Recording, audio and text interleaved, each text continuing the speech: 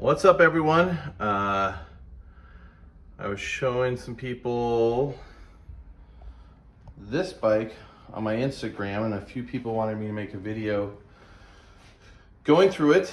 So I'm gonna pull it out here and put it up on the stand, and yeah, let's go through this bike and talk about a little bit of its history, and yeah, just get into this guy.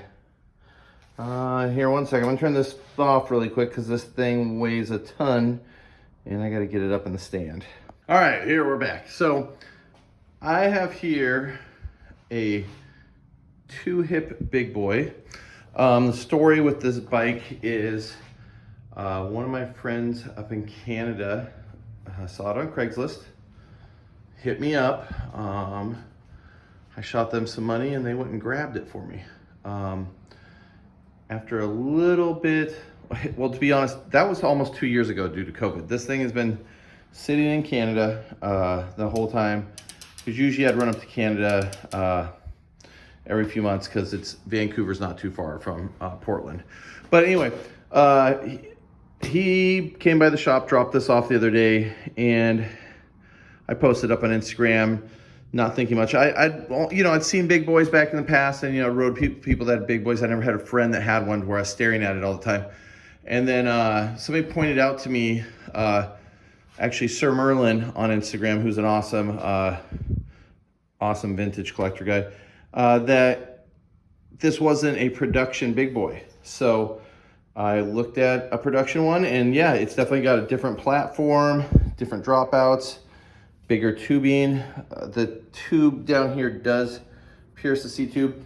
This here is actually more of a beefed up Wilkerson airline. So story on this bike, from what I've gotten so far, and if you can correct me or you know more than me on it, please hit me up. So this was Rob Sigady's 2-hip frame. There's a few photos of Rob riding this. I posted up on my Instagram. You want to look at that, it's just Shad4130. So Rob rode this bike when he rode for 2-hip, and from what I heard, Lee Ramsdale had one of these, and these were the prototype 2-hip big boys. I think after Rob rode for 2-hip, he went on to GT, and he lives up in Nelson, Canada. And it sounds like this went through a couple guys, and the last dude that had it for a while, and actually eventually passed, I think, last year. And this bike was actually at his funeral, and his brother sold it. So, and I don't think that was anything weird. I think his brother was, it's not like, I don't think his brother was shady selling anything like that. So, I've got the bike now, and I kind of don't even know what to do with it. It's such an awesome survivor. Part of me wants to build it up like Sigety had in that photo. I mean, the thing that would suck is it does have Hoffman Patriot bars in the photo, not these basic bars, so it would make it very hard. And then part of me, since it was a rider's, and I respect that, and it was a person who passed, I don't know if I should just leave the bike the way it is as a token to them. So not sure what I'm gonna do with it yet. It's so awesome the way it sits right now.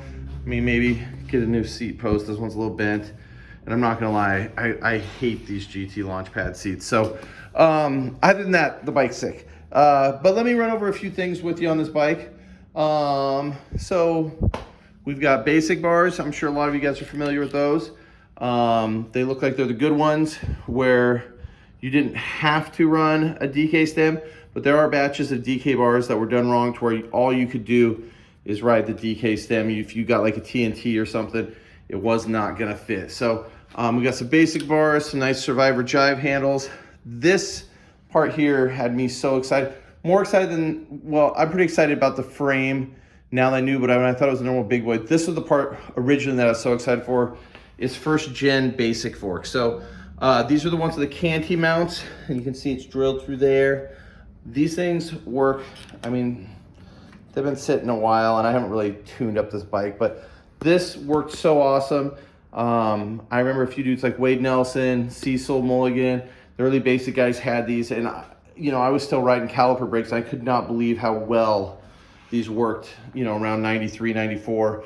I think these are basic pegs. I mean, it's so hard to tell between basic and standard pegs. Cecil or any of the OG basic heads out there, let me know. These Peregrine wheels, dude, you don't see them that often with the chrome this nice. So really excited about those. Some early 90s GT pedals. We have some Redline Flights. And pretty psyched on these, man. Pretty psyched on these, I'm not gonna lie. Looks like this GT wing sprocket was drilled out once for a sprocket pocket. What else we got? We got a nice little VG headset lock, so that's pretty dope. GT double seat post clamp. Some early V Monsters. These are the ones with the green strip. These are still in great shape. You know, the back Peregrine wheels, awesome. You got some wash. This is funny to me because this bike has, this is basically like a Wilkerson Airlines drop. I mean, this bike is literally a Wilkerson Airlines, but a tiny bit beefed up. Now, the thing with the Wilkerson Airlines is with this right here on the Wilkerson Riots was the weak spot. Now, the dropout on the Wilkerson was way thinner than this, and it looks like for this prototype, they just, I mean, it's so beefy, beefier than a lot of stuff. But it's crazy because the person still, maybe this wasn't hardened steel and I haven't taken it apart. Maybe they're still getting memory, and like a lot of dudes did in the early and mid 90s, is you put a, hopefully a heat treated washer in there to take away the memory. So they've got that in there. And yeah, I just wanted to kind of give you guys a look at this bike. If anybody has questions about it or, you know, a little more info, cool. I'd love to hear it in the comments. But me being a big Wilkerson Airlines nut, I got 2 of them upstairs. Pretty excited about this one. Yeah, so I think I'm just gonna leave it at that, but get you guys a couple more good looks at this rig. And yeah, let me know if you guys want me to do any other videos on any of my bikes. And until next time, guys, thanks.